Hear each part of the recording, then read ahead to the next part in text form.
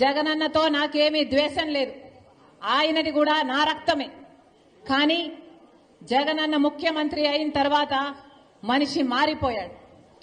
జగనన్న ముఖ్యమంత్రి అయినాక పాత జగనన్న కాదు, ఈ జగనన్న నాకు తెలియదు.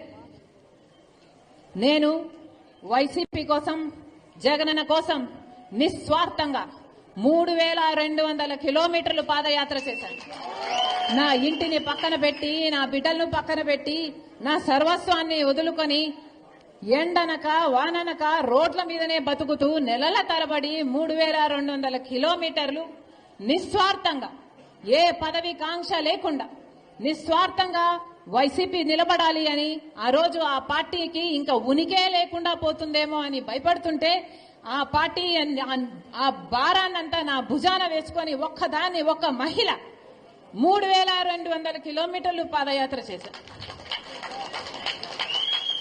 ఆ రోజుల్లో ఏ చెల్లి చేయదమ్మా ఈ త్యాగము అని ఎక్కడికి పోయినా ప్రజలు ఆదరించారు. అంత గొప్ప త్యాగం చేశాం. ఆ తర్వాత సమైక్య ఆంధ్ర కోసం పర్యటన చేయమంటే చేశాం. తెలంగాణలో ఓదార్పు యాత్ర చేయమంటే చేశాం. ఆ తర్వాత బాయ్ బాయ్ బాబు అని క్యాంపెయిన్ రన్ చేయమంటే చేశాం. ఎక్కడ ఏ అవసరం ఉన్నా, ఏ పదవిని కాంక్షించకుండా, నాకిది కావాలి, నాకిది చెయ్యి అని అడగకుండా, ఒక సామాన్య కార్యకర్తకైనా పర్వాలేదులే అనుకొని ఆ రోజు అంత త్యాగం చేస్తే, ఈ రోజు అదే వైసీపీ పార్టీకి అవేవి గుర్తులేదు. ఈ రోజు వైసీపీ పార్టీకి, వాళ్ళ క్యాడర్ కు, వాళ్ళ సోషల్ మీడియాకి అసలు నేను ఒక మహిళనని, వైసీపీ పార్టీ కోసం ఎన్ని త్యాగాలు చేశానని, రాజశేఖర రెడ్డి బిడ్డనని గాని, వాళ్ళకింత మేలు చేసిందానని గాని ఈరోజు ఒక్కటి కూడా గుర్తు పెట్టుకోలేదు.